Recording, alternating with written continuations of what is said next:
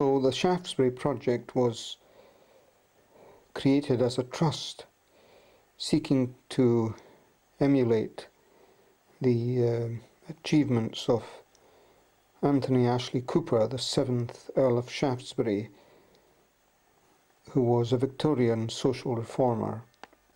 Although it had a full-time director and a secretary, the trust was really a fairly modest initiative in this area, but it had the great strength of having a number of professional groups affiliated to it, and they operated on a somewhat autonomous basis.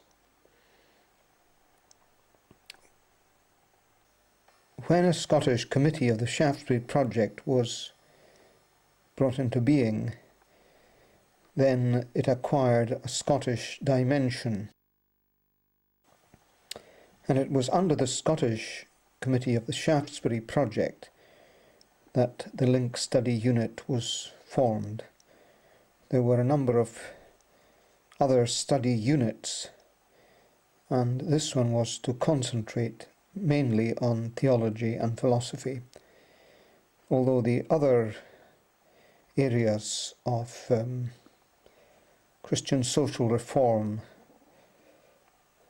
Christian social concern and politics was initially part of its general outlook as well. The Link Study Group started as a group with a number of members who subscribed to a bi-monthly newsletter, a very basic type of newsletter, produced on a duplicating machine.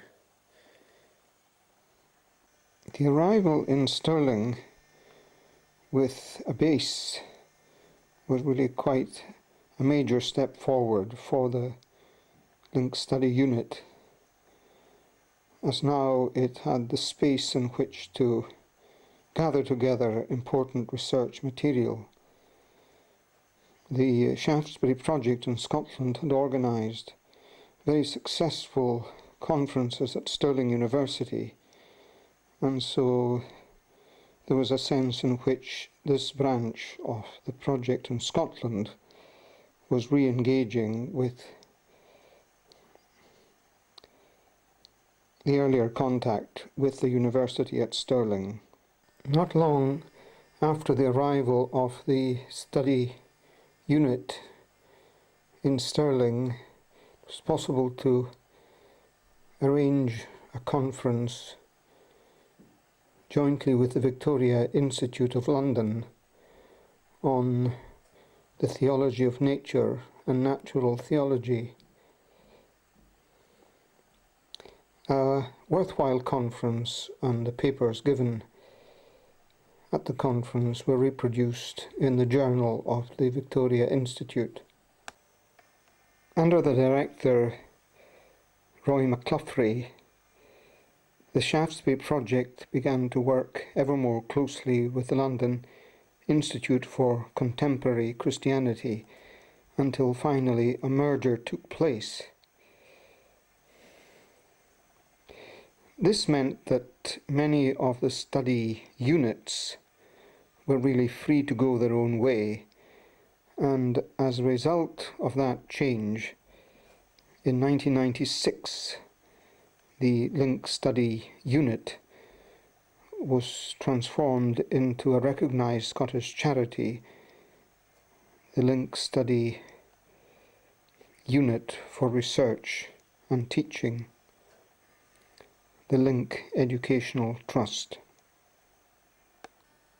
Copies of the bi-monthly newsletter were brought together under 4 studies: evangelical scholarship,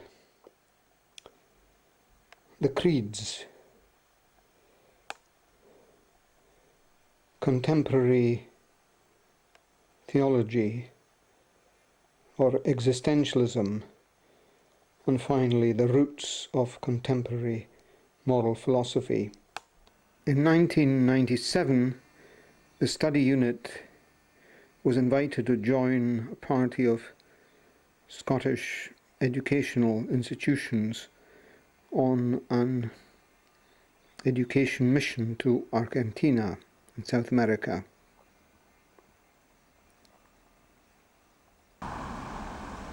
The Stirling Library. Campbell Bannerman, British Prime Minister and MP for Stirling.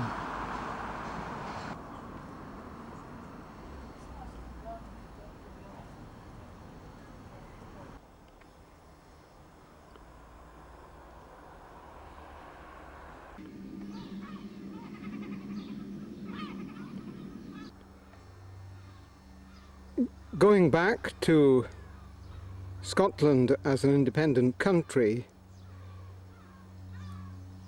an abbey was built on the banks of the River Forth, which of course was navigable at this time, Cambus-Kenneth Abbey. It is a tower where a Scottish Parliament, that is the old Scottish Parliament, not the new democratic Parliament, met on one occasion. A reconstruction of the abbey, and you can see its proximity to the River Forth. It would have been easy to bring materials and to carry out a major project of this kind. And as an abbey, it is certain that the work of studying, researching, copying and so on would have been part of the life of the community.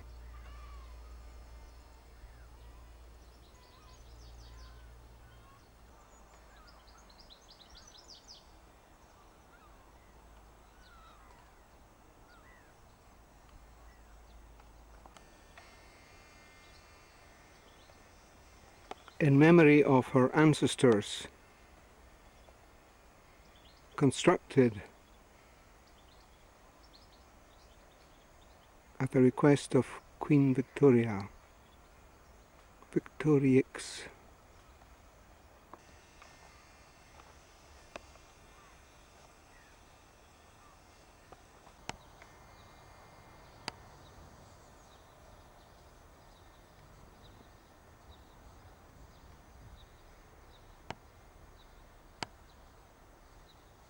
A tomb erected to James III of Scotland, situated near the high altar.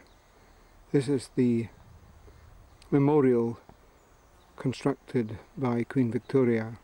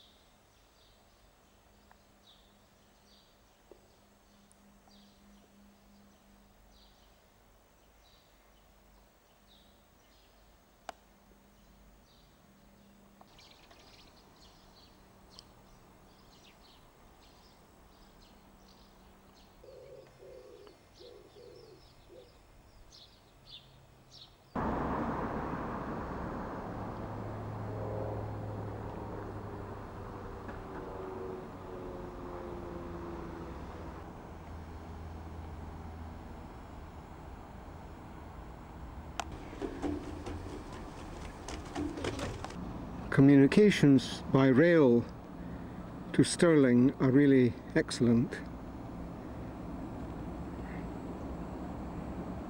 From Stirling it's possible to go to Perth and then to Aberdeen, Inverness, north, east to Edinburgh, west to Glasgow and south to England. Stirling has a new bus station, and the same is true with bus transport. Excellent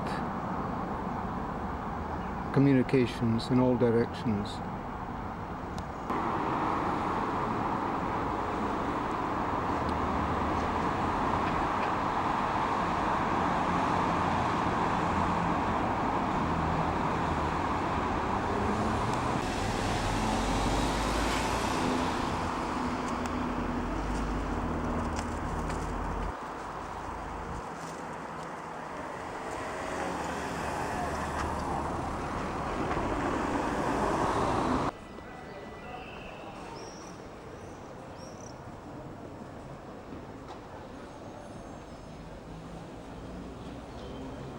King Street, Stirling. Commanding figure of William Wallace. The Shaftesbury project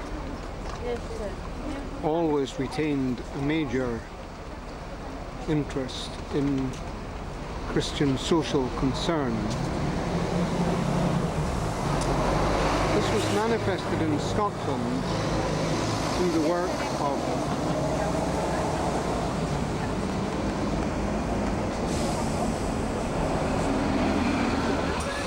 Thomas Guthrie, who was a noted preacher and philanthropist in Scotland during the 19th century.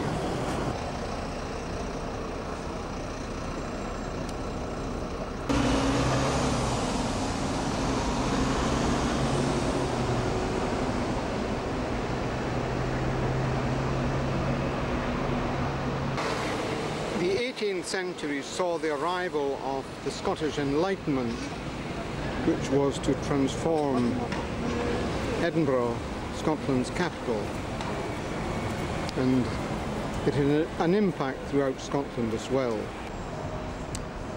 The Victorian era is associated with the work of mission overseas, and from Scotland the best known missionary explorer was of course David Livingstone.